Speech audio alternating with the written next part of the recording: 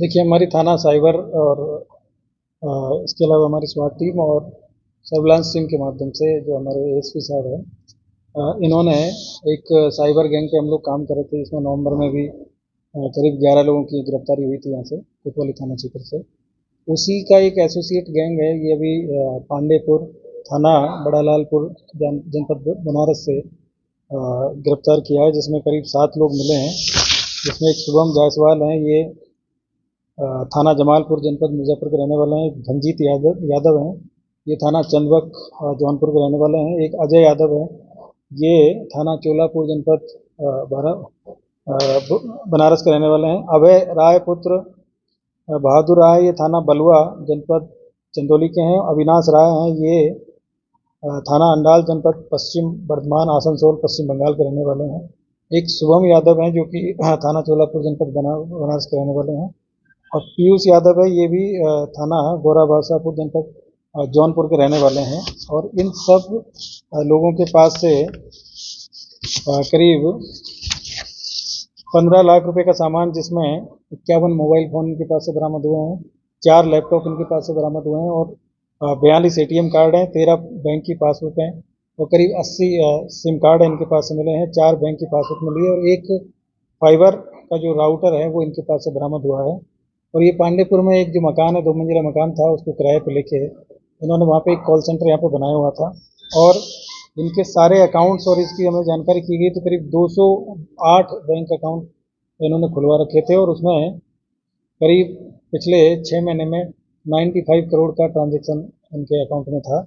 और इनके जो सभी 208 अकाउंट हैं, उनमें से जिन जिन अकाउंट में पैसा था उनको फ्रीज करा गया, तो करीब 1 करोड़ रुपए की धनराशि उसमें फ्रीज कराई गई है। और ये लोग काफ़ी दिन से यहाँ पे काम कर रहे थे। आजमगढ़ में जो यहाँ पे जो छापा पड़ा था, उसके बाद ये लोग गिरफ्तार हुए थे, तो इन लोगों ने अपना यहाँ से जो बाकी जो गैंग मेंबर थे, उन्होंने अपना स्थान परिवर्तित करते हुए और ये बनारस में इन्होंने अपने आप को शिफ्ट कर लिया था।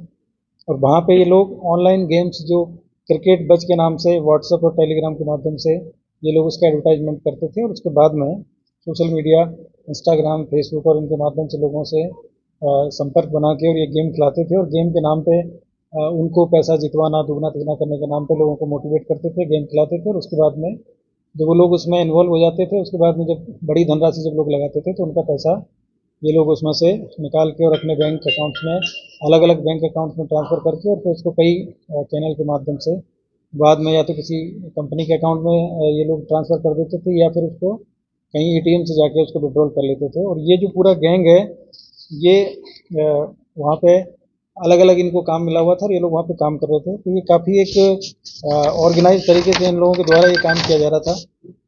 और इसमें जो टोटल जो लोग पकड़े गए हैं, 7 लोग पकड़े गए हैं, और ये 7 जो लोग हैं, इनमें से मिर्ज़ापुर के 1 हैं, जौनपुर के 2 हैं, बनारस के 2 हैं, चंदौली के 1 और 1 पश्चिम बंगाल के हैं। और सामान जो मिला है वो 51 मोबाइल मिले हैं इनके पास से, 4 लैपटॉप हैं, 42 एटीएम कार्ड हैं, तो जो बैंक की पासबुक्स हैं। और इसके अलावा इनके पास से 20,000 का नकद भी मिला है, और 208 अकाउंट इन्होंने अब तक इस पूरे साइबर फ्रॉड को करने में यूज किए थे, तो उनकी डिटेल्स हम लोग निकलवा रहे हैं बैंक के माध्यम से। और उसमें जो ट्रांजैक्शन है वो करीब 95 करोड़ का ट्रांजैक्शन तो हम लोगों ने अभी तक उसको एनालिसिस किया है। बाकी चीज़ पर भी काम चल रहा है। तो ये काफ़ी ऑर्गेनाइज तरीके से एक जो गैंग यहाँ पे काम कर रहा था, पहले आजमगढ़ में पकड़े गए थे, और उन्हीं के जो साथी है फिर यहाँ पकड़े गए हैं।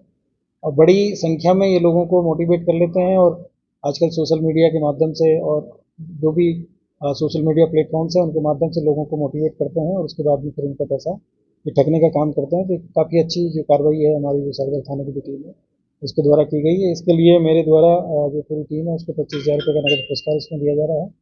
और बाकी जो पूर्व में 11 लोग पकड़े गए थे, और ये 7 लोग जो पकड़े गए हैं, अभी इसमें इनके जो मास्टरमाइंड हैं और जो लोग इनको ऊपर से जो इनको खिलाते हैं और जो ऑर्गेनाइज कर रहे हैं, जिन पे हम लोग काम कर रहे हैं, उनके जो बैंक अकाउंट्स के माध्यम से उनके जो मोबाइल जो आपस में जो उनका कन्वर्जेशन है, वो सारी चीज़ों की जानकारी करके और उन लोगों के बारे में जानकारी की जा रही है। अभी तक ये जो लोग मिले हैं, ये लोग सिर्फ अकाउंट में जो अकाउंट मेंटेन करने का काम, गेम चलाने का काम करते थे। इनका जो और जो इनके जो मास्टरमाइंड है वो अभी तक इसमें पकड़े नहीं गए हैं, उनको ट्रेस आउट किया जा रहा है। उनकी जानकारी इनको भी, मतलब जो गैंग मेंबर पकड़े गए हैं अभी तक, तो ये भी ऊपर वाले लोगों को प्रॉपर तरीके से नहीं जानते हैं। अभी तक कुछ लोगों की जानकारी है, उस पर हमारी टीम काम कर रही है।